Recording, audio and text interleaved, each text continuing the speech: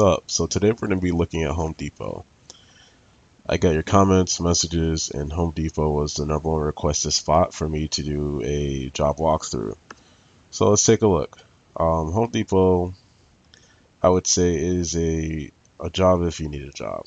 If you're looking for something to do, or maybe if you are into hardware, and you would love to get that discount. Not sure what the discount is, but I'm sure with a little research you can find out what their discount is.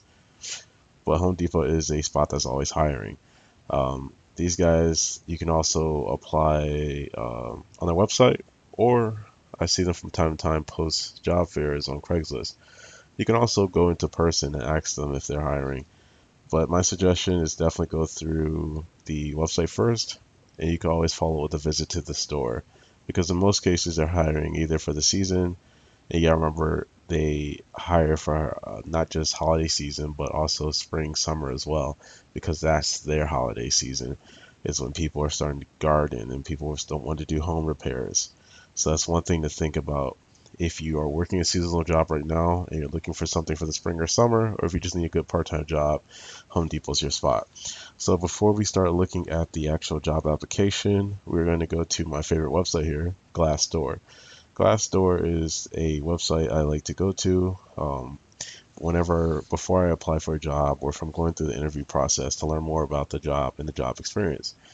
I can use this to determine exactly what I'm getting into, and also I can use this to request a certain salary because sometimes they can offer you something lower than what the average is. And if you just speak up and mention that you would like to be paid a certain amount, in most cases you can actually get that amount approved. So these are the wages for Home Depot. Looks like it's jumping here. Okay, so cashier here, you see here, 9.89 an hour average. That's not much. Being on the East Coast, I mean, to even really live, minimum wage should be like around 15. But $10 an hour is not. It's not too bad. It's around average depending on your location. Um, but if they do offer you 9.50, I would say ask for 10 because you see here the max is 15, but most people get paid on the low side depending on where you are. If you're at one of the big super Home Depots where um, it's you guys are in the heavily, it's high foot traffic, definitely try requesting more. If you're in a slower store, you probably won't get that raise. Sales associate, that's when you're on the floor, you're in your department, you're walking around, you're answering questions. You have a little bit more freedom. Like I guess your job is more important because they give you $2 more. Cashier, you're just standing on the spot. You may not even know what you're ringing up. You're just ringing up. Okay, and you have department supervisor. Now, 1582, I feel like is a little low for a supervisor position. But then again, I guess comparing it to other retailers, that's about right. Um, let's see. Head cashier, operations. As you can see, Home Depot naturally just pays on the low side unless you're a store manager. 90,000 is actually pretty high, higher than I thought you would get for a store manager position because 90,000 is is actually high for a big box retailer to pay a store manager, especially when the employees aren't making that much. All right, so um, Glassdoor, you can make an account yourself. They're probably going to trigger me. Just opened up another tab. It basically takes you through different reviews of the interview process, benefits, photos, salaries. You can kind of get an idea of like what to expect from the interview. Um, Sorry, this is taking a long time to load. I just want to show you what this looks like. In the meantime, here we go. Okay, sales associate interview. Um, Looks like it's probably going to try to prompt us to sign in. Not sure why Firefox is running so slow, but you get the idea. So now let's do the application. Alright, so we're gonna scroll down. And we're gonna look for careers, just like every website. You guys know the drill. Let's close these tabs. Every website, every job pretty much has careers at the bottom. It gives a second to load. Okay, welcome. Soon you'll be rocking the orange apron. Now they look a lot happier in the picture. These guys don't look like they're making $9 an hour. Alright, so you type your location. So let's use let's use New York, New York.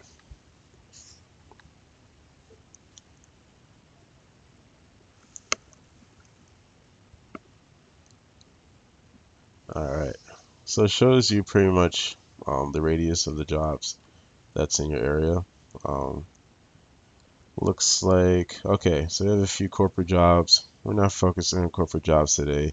We're going to focus on in-store jobs. So right here on 23rd Street, I'm going to click on Cashier. All right, it gives you a brief description of what Cashier does. Cashier is essentially exactly what it sounds like. You're being a cashier. It's going to be the same as sales associate. All that stuff is going to be the same. You know what, actually? Let's do sales associate because I feel like those questions are probably going to be a little harder, if not the same. Only for those of you that don't want to be a cashier, um, which I feel like majority of you probably don't want to be a cashier. So we'll see if we can find a sales associate, lot associate, asset protection. Asset protection is also like you're the guy watching people. Um, you are protecting the assets. You are making sure people aren't stealing, making sure employees aren't um, scamming and all types of stuff. Those guys typically get paid more. I suggest if you're looking for a seasonal job, try applying to be an asset protection like at a Toys R Us, Macy's. They typically pay more because their merchandise is more important than the welfare and the lifestyle of their employees. All right, so this gives you a brief description, pretty much what I said before. The different departments. If you have never been to Home Depot's set up in different departments like kitchen, bathroom, flooring, paint, plumbing. Like you get the idea. And pretty much the knowledge pretty much comes as it goes. So, all right. So we don't have an account yet. So let's create an account. So you have to use the email address. Let's see. What's a good junk email I could use?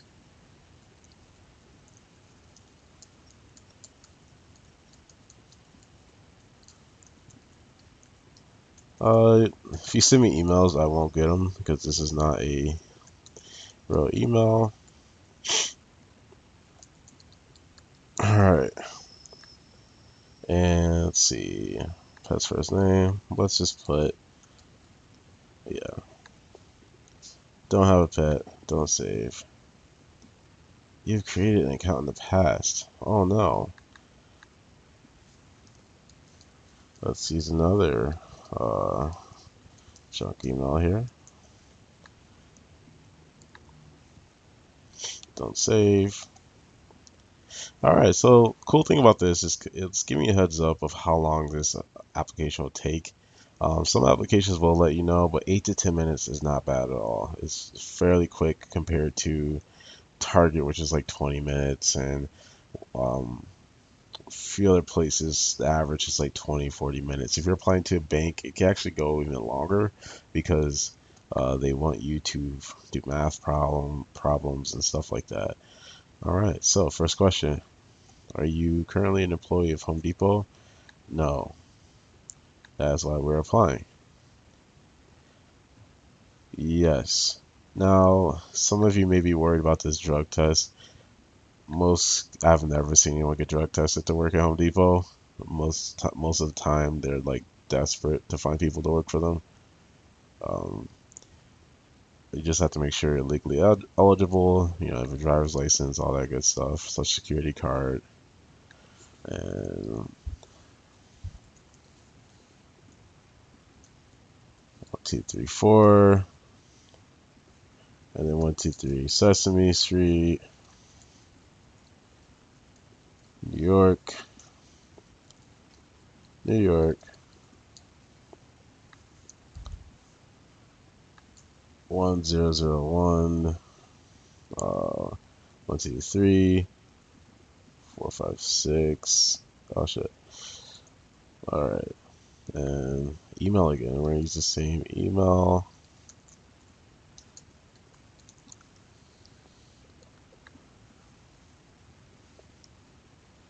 Oh, need a valid 48221. Use a Michigan one. I've pretty much worked all over the country. That's pretty much why I can remember so many different zip codes. Let's see. And so this is where you put in your employee history. So employee history is pretty much where you work now, where you've worked before. Now this one does say relevant. So relevant meaning not, it doesn't have to be hardware, but retail. So let's put that we worked for CVS, right? You did CVS sales, sales specialist, and if you have worked, you have to have at least worked for your job a year for it to look good. So let's say we worked at CVS for a little over a year. We started October of last year, and today is November 11th. So you know what? We're gonna put it for December 30th. All right. This was pretty easy because it's not asking details, at least not yet. Um, Ironically, I actually did this application about a year ago. I was gonna upload the video, but the video disappeared. But it was not like this. Looks like they changed your application around. All right, so next employer, we have to do 3. So let's put that we did Macy's. Macy's, you were a cashier. You didn't like Macy's, so you did Macy's for about a couple of months. And then you quit in November. Now don't use quit, as you should never use the term quit at ever, like ever. Whenever someone asks you why did you work from September to November, you can say your position was terminated. You can say you were laid off. Actually, you're laid off. The position is no longer needed. You pursued your career in something else, or you went back to school. School's probably a good one. Or also, with Macy's and their financial situation, you could use laid off, the term laid off. All right, or your position is no longer needed, which is also a good one. All right, so we need one more. Let's see. Let's say you worked at Starbucks, okay? Starbucks is going to be your all-star here because Starbucks carry a lot of weight in your resume, especially when you're applying for jobs because it's a reputable company. If you have worked for a pretty popular, respected company, definitely put that on your resume and kind of embellish it. If you worked there for just a couple of months, extend it to a year. Because no one's really going to go into the detail of it. And if you want to play the game of like, if you put a few months that you worked there on the resume, they're not going to take you seriously. And you may not get the job just because it shows that you don't complete anything or you quit. Jobs are looking for people that's going to be there long term. Okay. So you're a barista. And let's just say you started that job. Okay. Let's see if it lets us leave that blank because you didn't quit. It did. Okay, so we're at work preferences. Work preferences is your availability. Now, the oldest trick in the book is to say yes to everything, especially if you're not, and then change it when you're hired. Um, I said be realistic. If you can work, look at your schedule and see what you can realistically work. Most places won't hire you if you can only work 2 days a week. Or if your availability is too confusing, places won't hire you. Like if it says you're available from, let's just say you have class, so you can't do morning or these. You're not done till like, let's say 6 o'clock. Now your store closes at 10. They're not going to hire you because the only shift you can do is like a 6:30 to 10, which is in most states not a complete shift. So, um, I say you could kind of go by the oldest trick in the book, which is saying you're available for all the times. And then upon onboarding, you could give them your actual availability. I actually have this. I have school. My children have this and that. Additional information. If you speak multiple languages, that would be great. You will put that here. Um, being bilingual is always great. I'm not bilingual, so I'm not going to do anything there. How did you find out? Home Depot website. So far, so good. So you can fill this part out. This is definitely um, optional. Interesting thing about this, sometimes you think they don't see this, but being HR for a few companies before, this actually does come up. So, I mean, I'm not sure if you're trying to avoid being kind of being discriminated against just based on your resume. I would say you could do not specify for both or even for all, even for race, just to play it's fine. Most cases, I haven't had any issues filling it out, honestly. All right, so let's see. Information provided on this page will not be shared with hiring managers. Okay, let's. I'm not sure. How does this benefit me? What is WOTC? Helps qualified job seekers obtain employment by offering an incentive to employers who are considering hiring them.